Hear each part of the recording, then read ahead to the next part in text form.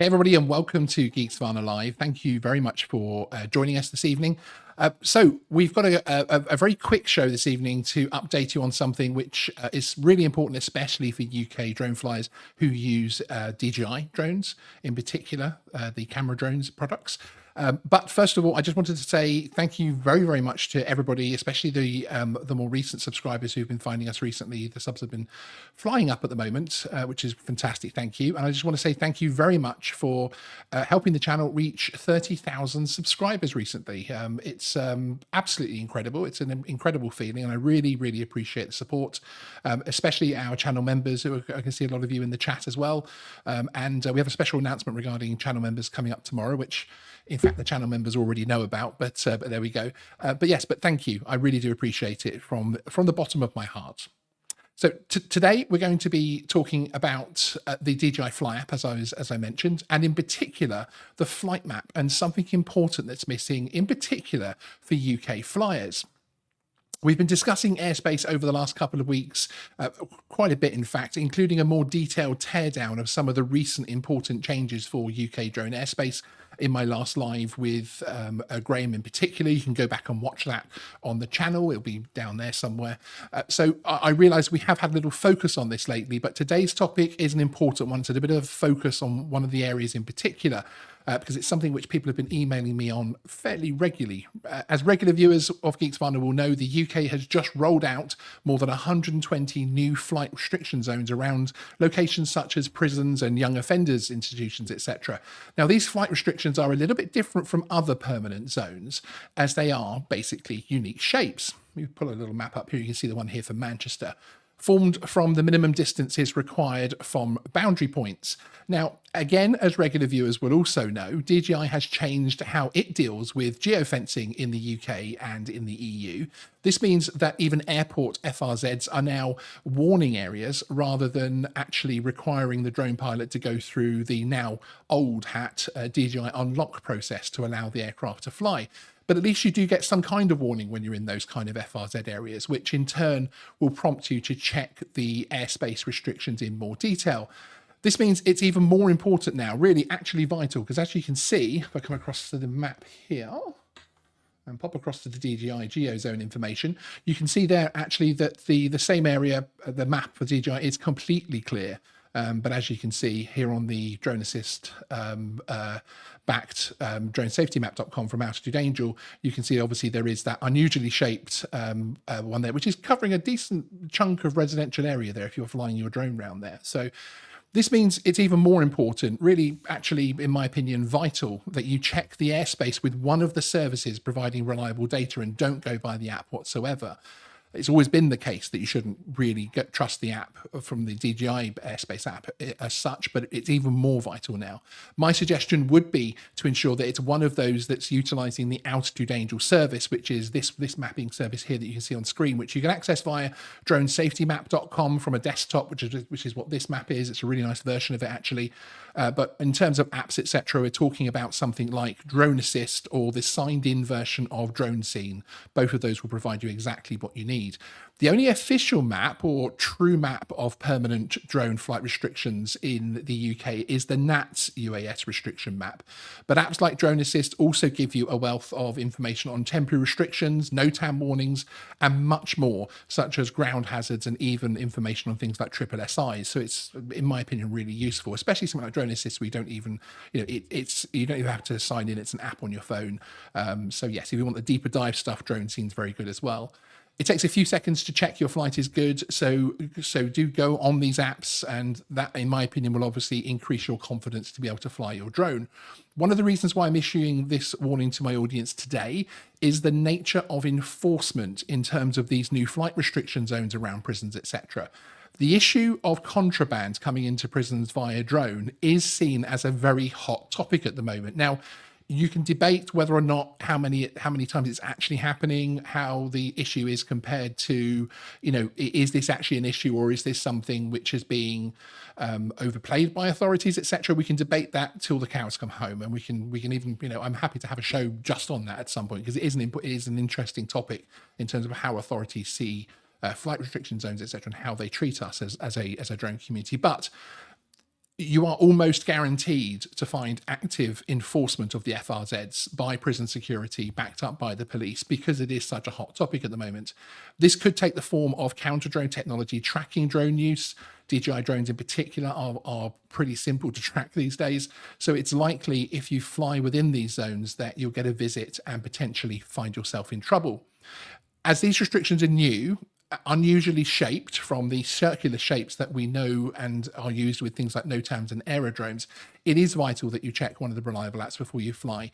Even if you're returning, in my opinion, to a spot that you've flown many times in the past, by the nature of the recent changes with both the increase to flight restrictions in the UK and the changes to the DJI's geofencing system, it makes checking even more important than ever, in my opinion.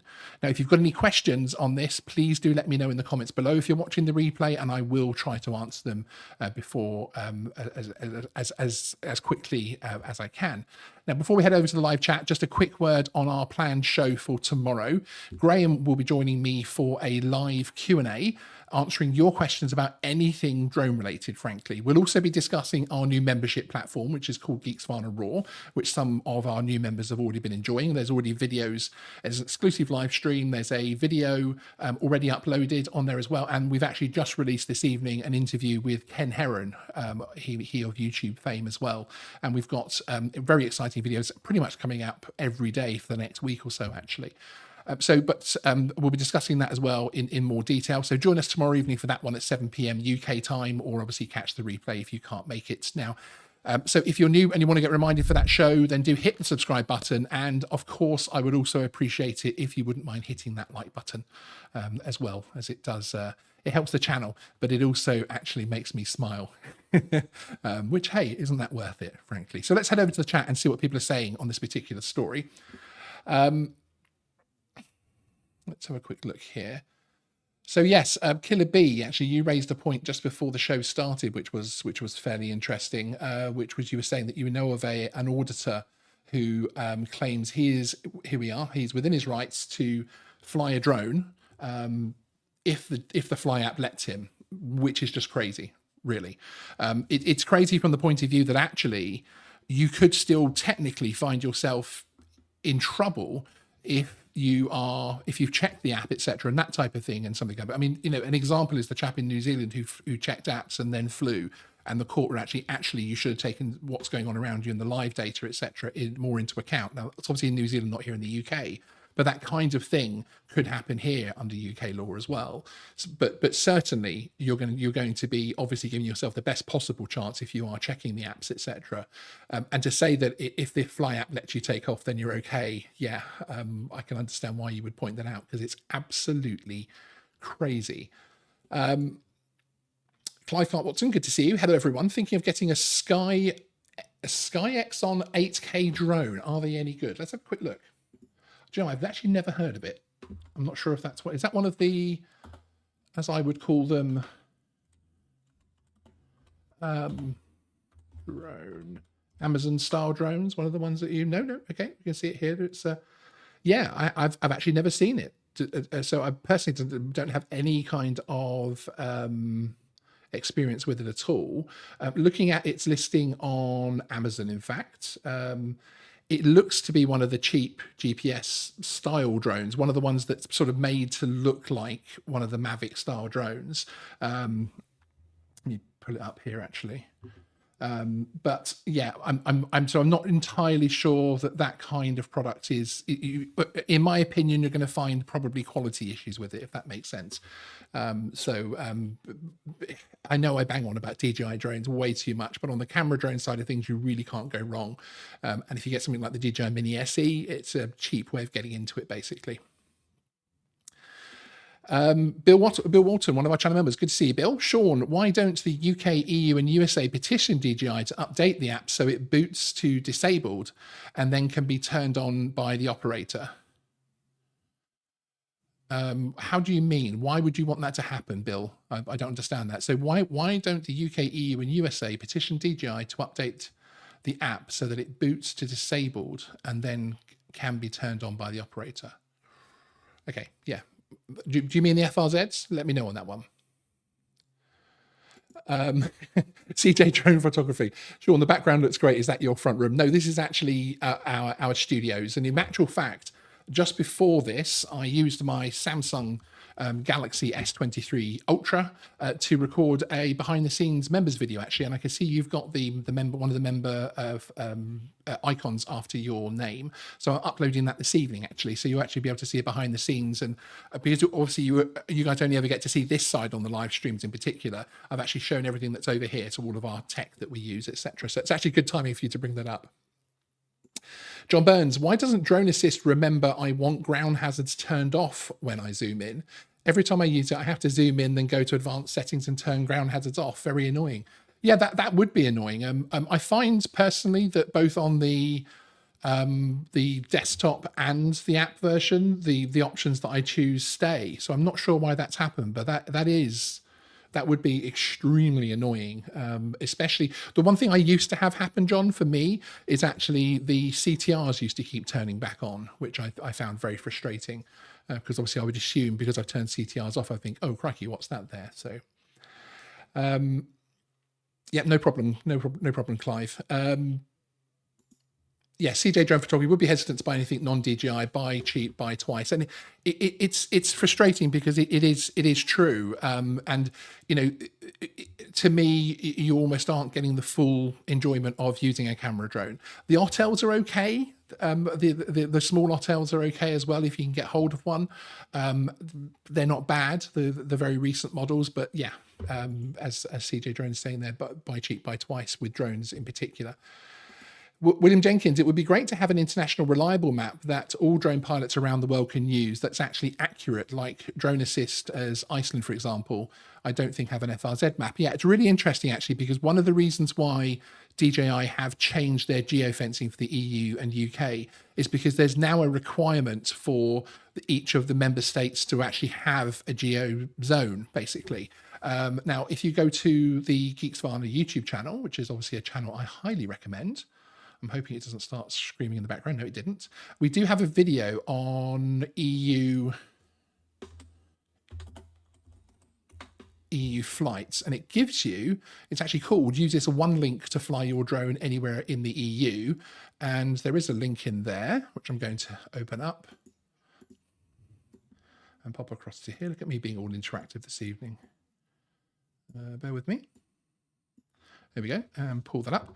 And this basically gives you essentially a link to all of the national aviation authorities within the EASA member state area. And it does give you where you're allowed to fly. So the idea, and not all of these are working, they're still getting all of this up and running. But the idea is, for instance, if we go to Germany, where you're allowed to fly, you click on there, and it brings up the geographical zones information so that you can then go into maps, etc., to be able to find exactly where you can and can't fly. Others are more simply, you were saying Iceland, you click into there where you can and can't fly. Yep. Okay, gives you basic info. I found that some of them are better than others, as I was saying in the main video, which actually accompanies this list on the channel. Particularly there are some countries like Spain, etc., that actually can have localized issues in terms of drones and police, etc., which is always a problem. But yeah, it's something that definitely authorities are trying to move towards, William. And you know, that one true version of droning maps is important. Of course, you have the situation that the rules are the same across EASA, but then they're slightly different for the UK. Going by the consultation recently from the CAA, they're going to be quite a bit different from 2026 as well. So it's a little bit difficult from that point of view. I think the same reason that we don't have a lot of large tech companies like Microsoft and others like that launching an Apple launching themselves into the drone world in terms of consumer drones is because the regulations change so much. And I think that's the same on the technology side of things. The only reason that we have, and I sing Altitude Angels praises from the hills enough that people think that we're a sponsored channel by them. But the only reason we have Drone Assist is because that company chose to keep it going. It was originally set up for NATS. There was all sorts of funding issues. They decided not to continue funding it, and it only stayed live and is only a thing now because Altitude Angel decided to take it back over and revamp it and continue it, basically.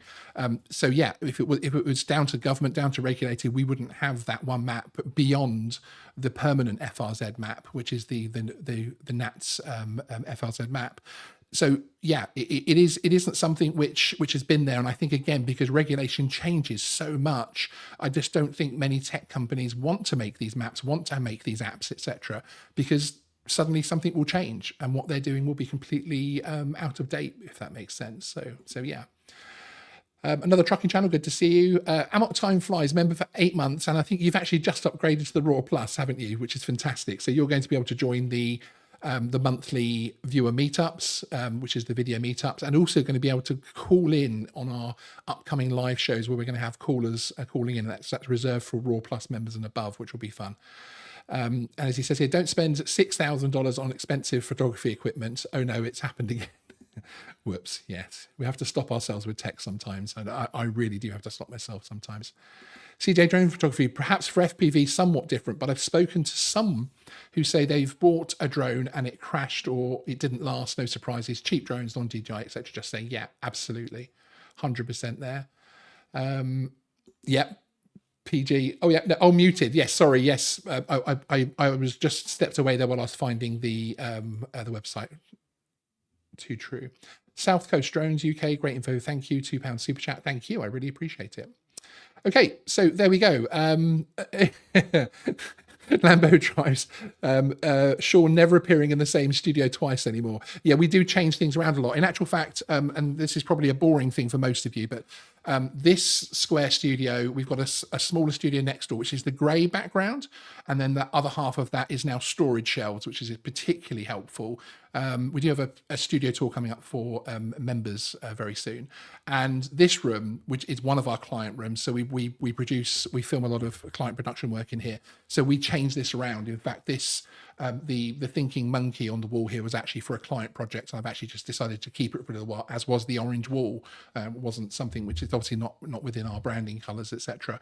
So we do change this room around quite a lot for depending on what we're filming, and so I throw the live desk at different areas. And this is also a meeting room. We've got chairs behind here, sofas, etc., so we can sit and have meetings with clients and other people that come along and see us. So yes, sorry, I should have highlighted your comments there. John Burns, and that's the other one there. Any news from the CAA on the recent call for input? Yeah, and you mean the call for input that then turned into the pseudo consultation? Yes, we should be hearing something quite soon. And in fact, I believe there's another consultation on BV loss coming very soon as well. So the information should be coming soon, but nothing direct. The only things I've had so far are things like how many people responded and that type of thing. Argos Danny. So you're no longer Danny from Argos, you're now Argos Danny. Geeksvana, do you FPV? Yes and no is the easiest way to answer that. You can see I've actually got a couple of Emacs products. Everyone's asking me the right things tonight in the chat next to me here.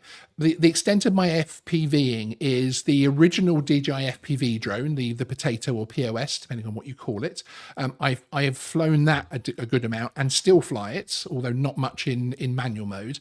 The drone that got me into manual mode a bit more is the Avata. So I can fly the Avata competently in manual mode. And in fact, I've just filmed a video down at my local BMFA club, filming with a couple of people flying down there, which I'll be putting up on the members fairly soon as well, including some cool 3D helicopter flying.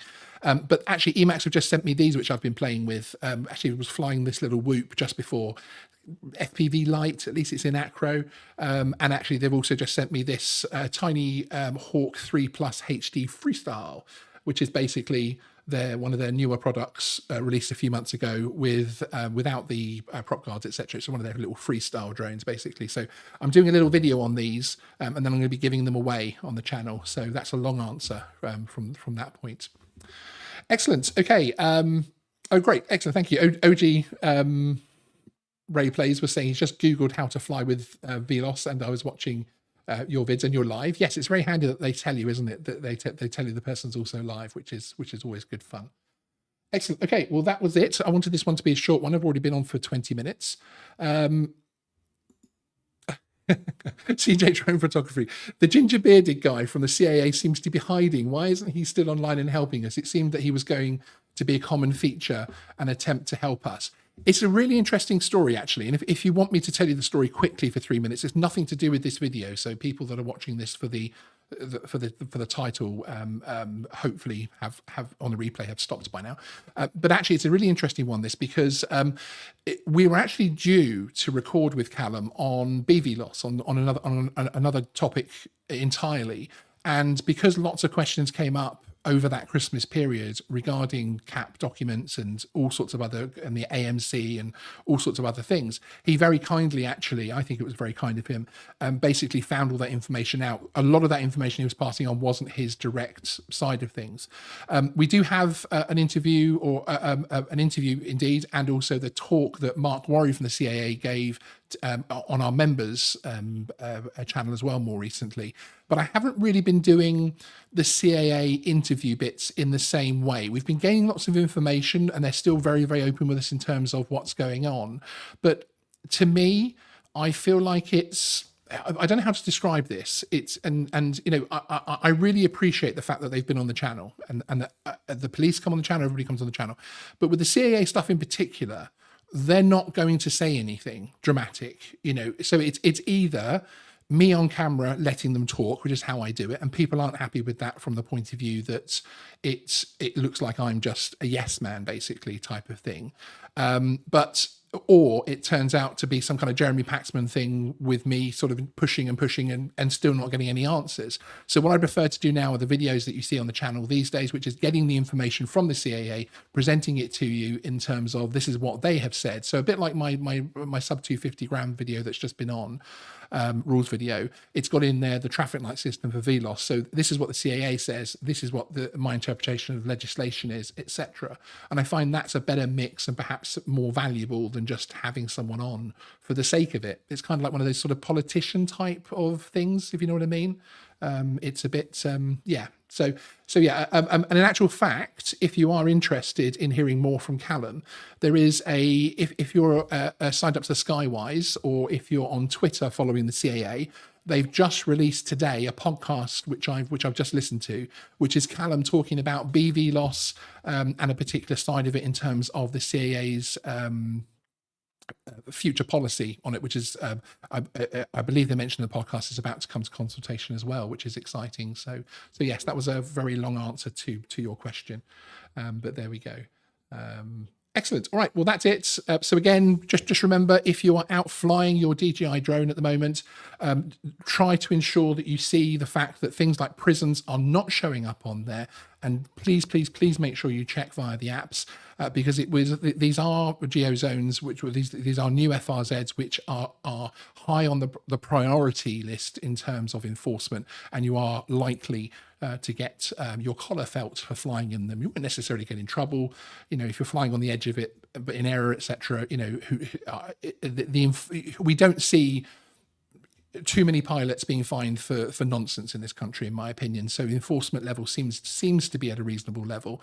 But this kind of thing, you are going to get a visit at least, which obviously is going to mess up your day, etc. So there we go. Thank you very much for joining me. I'll see you again tomorrow with Graham for the live Q&A. Do come along and ask your questions in the live chat. We're also going to be answering questions which have come up in the comments of different videos as well. And I will see you then. Sean out. Bye-bye.